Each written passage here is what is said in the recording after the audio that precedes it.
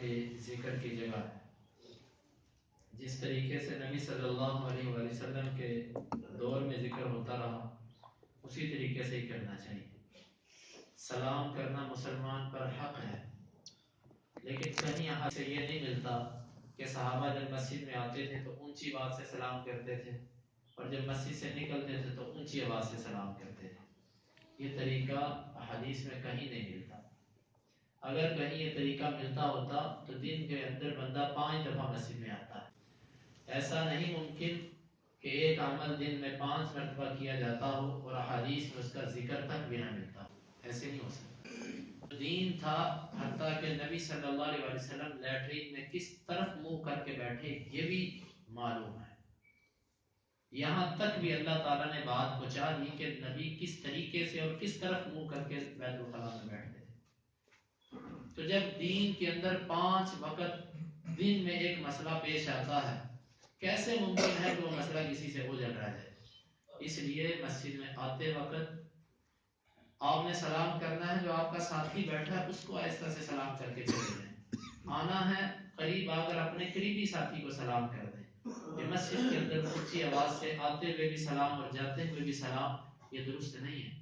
اس سے ذکر کرنے والوں کے ذکر میں بھی خلل آتا ہے اور مسجد کا ایک سکون اور خاموشی اور سناٹا وہ بھی ختم ہوتا ہے۔ اس لیے یہ مسئلہ ان تک پہنچا دیجئے جو بیٹھنا پسند نہیں کرتے۔ نحمده ونستعینه ونصلی علی رسوله الکریم، اما بعد، باب فضل صلاة العشاء فی الجماعہ، یہ باب ہے عشاء کی نماز کی جماعت میں فضیلت کے بارے میں۔ حدثنا عمر بن حفص قال حدثنا ابی قال حدثنا الاعمش قال حدثني ابو صالح عن ابي هريره رضي الله عنه قال قال النبي صلى الله عليه وسلم ليس صلاة اثقل على المنافقين من الفجر والعشاء ولو يعلمون ما فيهما لاتوهما ولو حبوا ولقد هممت ان امر المؤذن فيقيم ثم امر رجلا فيؤم الناس ثم آخذ شعلا من نار فأحرق على من لا يخرج إلى الصلاة بعد۔ امام بخاری فرماتے ہیں کہ ہمیں بیان کیا عمر بن حفص نے، وہ کہتے ہیں کہ ہمیں خبر دی ہمارے باپ نے، وہ کہتے ہیں ہمیں بیان کیا اعمش نے، اور وہ کہتے ہیں مجھے بیان کیا ابو صالح نے، صحابی رسول ابو ہریرہ رضی اللہ عنہ۔ وہ کہتے ہیں کہ نبی صلی اللہ علیہ وسلم نے فرمایا کوئی نماز بھی منافقین پر زیادہ بھاری نہیں ہے فجر اور عشاء سے، اور اگر وہ جان لیں کہ ان دونوں نمازوں میں کیا فضیلت ہے، البتہ وہ ان کو حاضر ہوں اگرچہ گھٹنوں کے بل گھسٹ کر ہیں۔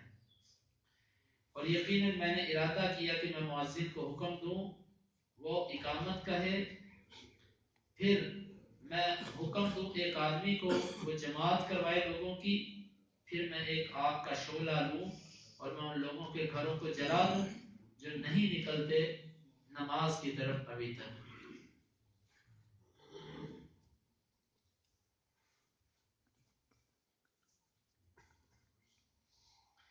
یہ حدیث پیچھے گزر چکی ہے، اس حدیث میں چند باتیں مزید ہیں۔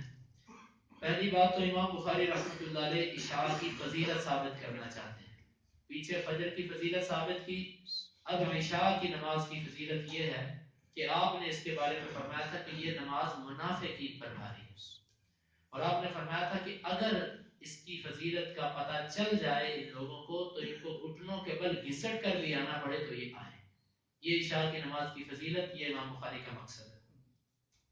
اب اس حدیث سے چند باتیں یہ معلوم ہوتی ہیں کہ منافقین پر ساری نمازیں بھاری ہوتی ہیں، لیکن سب سے زیادہ بھاری نماز اس پر فجر اور عشاء کی نماز ہوتی ہے، کیونکہ لفظ استعمال ہوا اثقل، سب سے زیادہ بھاری۔ معلوم ہوا باقی بھی بھاری ہیں لیکن سب سے زیادہ بھاری یہ 2 نمازیں ہیں۔ یہ 2 نمازیں اس کے لیے اس لیے بھاری ہوتی ہیں کہ اس کے نماز پڑھنے کا مقصد ہوتا ہے نمود و نمائش، لوگوں کو دکھانا کہ میں مسجد میں جاتا ہوں، اور عشاء کے وقت بھی کوئی نہیں دیکھتا اور فجر کے وقت بھی لوگوں کو پتہ نہیں چلتا۔ تو جب ان کا مقصد حاصل نہیں ہوتا تو وہ مسجد میں نماز کے لیے نہیں آتے۔ اور یہ وجہ بھی ہے کہ یہ 2 اوقات جو ہیں یہ یہ سکون اور راحت کے وقت ہے. عشاء کے وقت بھی بندہ کام سے تھکا نیند کا وقت ہوتا ہے. فجر کے وقت بھی میٹھی نیند اس وقت آتی ہے. تو یہ دونوں وقت آرام کے بھی ہیں اور ان کے نمازیں پڑھنے کا جو مقصد تھا کہ لوگ ہمیں دیکھ لیں وہ بھی اس سے حاصل نہیں ہوتا. اس لیے یہ دو نمازیں پڑھنا ان پر بڑا مشکل ہوتا ہے. اس سے معلوم ہوتا ہے کہ نماز پڑھنے سے پہلے اگر بوجھ ہو، بوجھل بندہ آئے مسجد کی طرف مجبوراً آئے، تو یہ دیکھ لینا چاہیے کہ یہ علامت منافقین کی علامت ہے. مومن آدمی کے دل پر نماز کے لیے بوجھ نہیں ہونا چاہیے، بلکہ نماز کے وقت اس کو راحت. ارحنا یا بلال بالصلاۃ، نبی صلی اللہ علیہ وسلم کہا کرتے تھے بلال ہمیں نماز کے ساتھ راحت پہنچاؤ. مومن آدمی کے دل میں سکون اور راحت ہوتی ہے جب وہ نماز کی طرف آتا ہے، کیونکہ یہی دنیا میں آنے کا اصل مقصد، یہی دنیا کا سب سے بڑا کاروبار اور یہی دنیا کی سب سے بڑی تجارت ہے. میں جس وقت یہ عمرہ کرنے کے لیے گیا تو میں نے ایک بزرگ کو دیکھا، وہ افغانستان کے تھے، تو وہ ذکر ہی کرتے تھے اور ادھر مسجد میں رہتے تھے. تو میں نے ان سے پوچھا بزرگوں آپ کھاتے پیتے کیسے ہیں اور آپ کا کام کیا ہے؟ وہ کہنے لگے بس یہی کام ہے میرا. میں نے کہا اور کام کوئی نہیں کرتے؟ تو وہ تھوڑا سا غصے سے بولے، کہنے لگے کیا یہ کام نہیں ہے؟ ماشاءاللہ بڑی اچھی بات انہوں نے کی کہ یہی اصل کام ہے کہ جس کے لیے ہم دنیا میں آئے تھے، وگرنہ روزی تو ہر ایک کو ملے گی. کاروبار یہ اللہ رب العزت چلائے گا، اس کو اتنا اس کو غالب نہیں ہونا چاہیے کہ انسان کا سکون ہی ختم ہو جائے اس کی وجہ سے، اس کا امن ہی ختم ہو جائے اس کی وجہ سے. تو فرمایا کہ یہ دو نمازیں منافقین پر سب سے زیادہ بھاری ہیں. اور یہاں سے ایک اور مسئلہ معلوم ہوا. آپ نے فرمایا لقد حملت ان امر المؤذن فیقیم، میں مؤذن کو حکم دوں وہ اقامت کرے. اگرچہ یہ روایت تو کمزور ہے، من اذن فهو یقیم، جو اذان کے وہی اقامت کرے، لیکن کہیں یہ ذکر نہیں ملتا کہ امام کی اجازت کے بغیر یا مؤذن کی اجازت کے بغیر کوئی بندہ خود ہی اقامت کہنا شروع کر دے. اقامت کا حق اصل میں مؤذن کا ہی بنتا ہے، جس طرح کہ یہاں پر بھی اشارہ ہے کہ میں مؤذن کو ہی حکم دوں کہ وہ اقامت کرے. اس لیے جس نے اذان کہی ہو وہی اقامت کا حقدار ہے. لیکن امام جس کو چاہے، اگر کسی اور سے کہلوانی چاہے تو امام کہلوا سکتا ہے. امام کے سوا کسی کو یہ اختیار نہیں کہ مؤذن کے سوا کوئی بندہ اقامت کہہ سکے، یا اس سے اجازت لے لی جائے مؤذن سے کہ آپ اگر مجھے اجازت دیتے ہیں تو میں اقامت کہوں، وگرنہ جس نے اذان کہی ہے وہی بندہ اقامت بھی کہے. اس میں بہتری بھی ہے، مسجد کے نظم و ضبط بھی اس سے باقی رہتا ہے. بعض دفعہ یوں ہوتا ہے کہ ایک ہی وقت میں دو تین بندے اقامت شروع کر دیتے ہیں. تو اس لیے جو حق ہے وہ مؤذن کا ہے، الا یہ کہ اس سے کوئی اجازت دے لے. پھر میں حکم دوں کسی آدمی کو وہ لوگوں کی جماعت کروائے. اس سے معلوم ہوا اصل امام جب تک کسی کو اجازت نہ دے اس وقت تک کے مسلح پر کھڑا ہو سکتا. جس طرح کے حدیث کے اندر صراحت بھی ہے کہ کوئی آدمی دوسرے آدمی کی مسند اور اس کی عزت اور تکریم والی جگہ پر نہ بیٹھے. لا یجلس الرجل علی تکریمت اخیہ، کوئی آدمی اپنے بھائی کی عزت والی جگہ پر نہ بیٹھے. تو عزت والی جگہ، یہ مصلی ایک عزت والی جگہ ہے. یہاں پر امامت امام کی اجازت کے بغیر کوئی دوسرا نہیں کروا سکتا.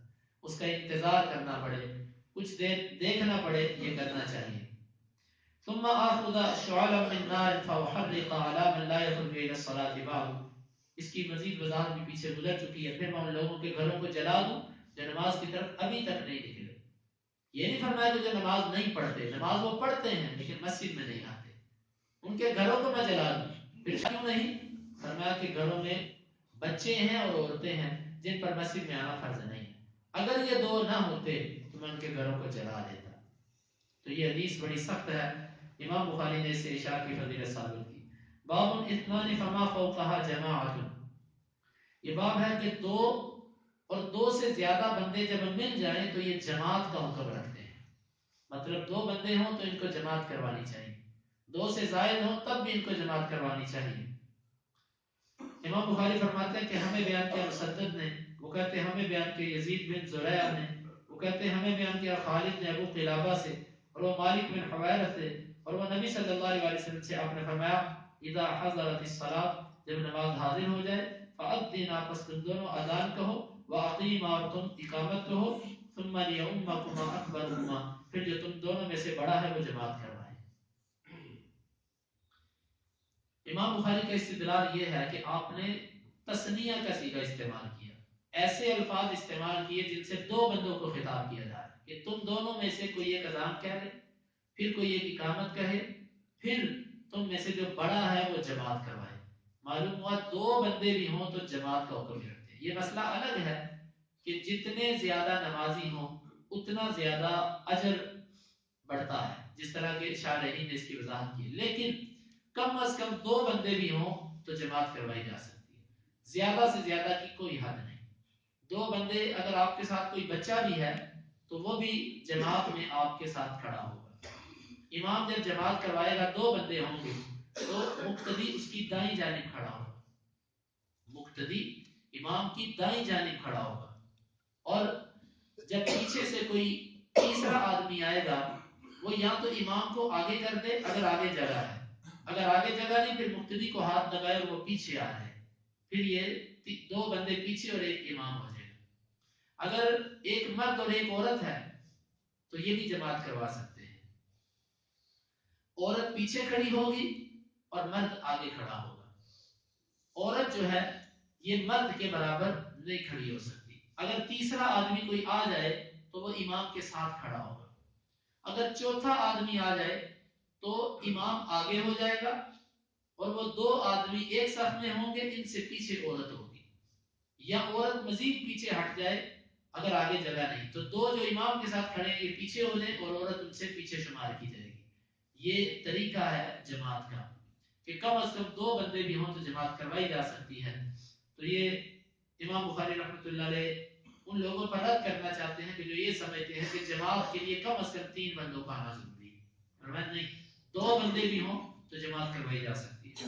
مالک بن حویرث رضی اللہ عنہ ان کے ساتھ بندے تو زیادہ تھے لیکن نبی صلی اللہ علیہ وسلم نے کم از کم عدد کا ذکر کیا کہ جتنے سے جماعت کروائی جا سکتی ہے وہ کم از کم دو کا عدد۔ باب من جلس فی المسجد ينتظر الصلاة وفضل المساجد، یہ باب اس شخص کے بارے میں جو مسجد میں بیٹھ گیا اور نماز کا انتظار کرنے لگا، وفضل المساجد اور مسجدوں کی فضیلت کے بارے میں۔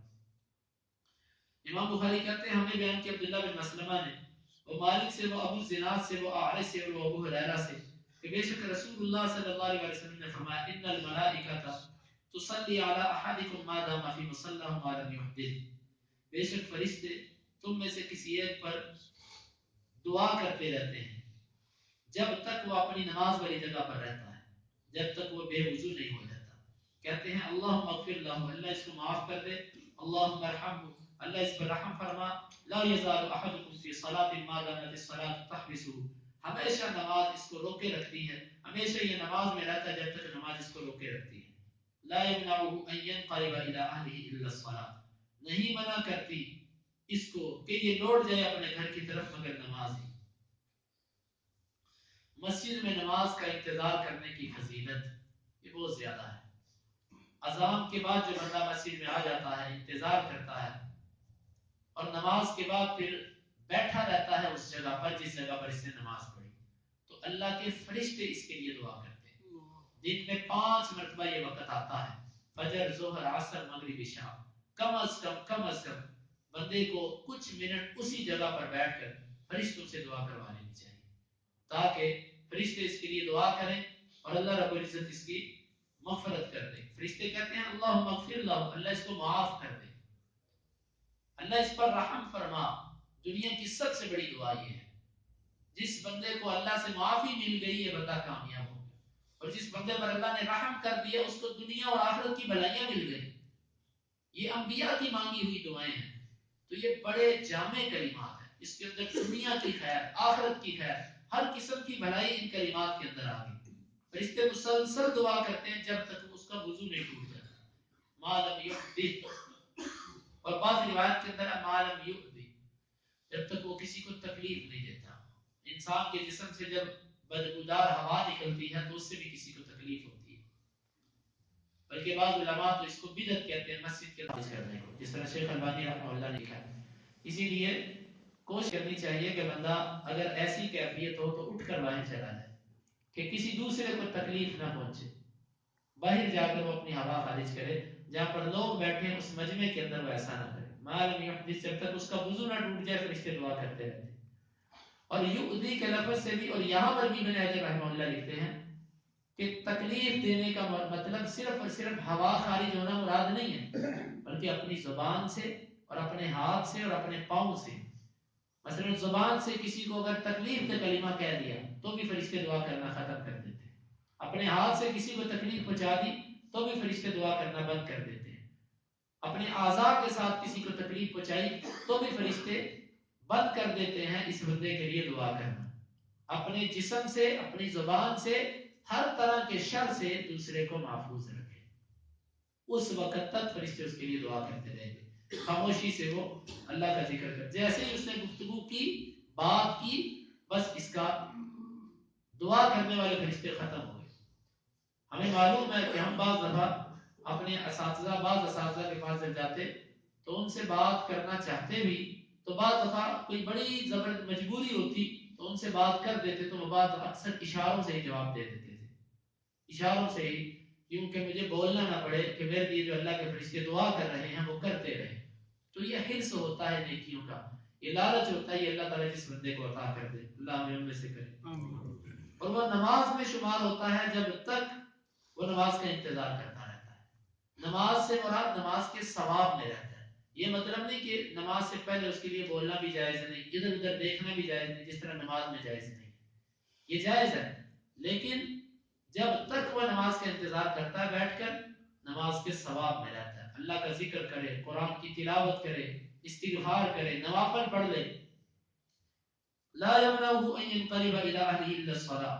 اس کو گھر جانے سے روکنے والی چیز صرف نماز ہے. یہ گھر نہیں جا رہا، کیوں نہیں جا رہا؟ نماز پڑھنی. اور کسی مقصد نے اس کو نہیں روکا ہوا.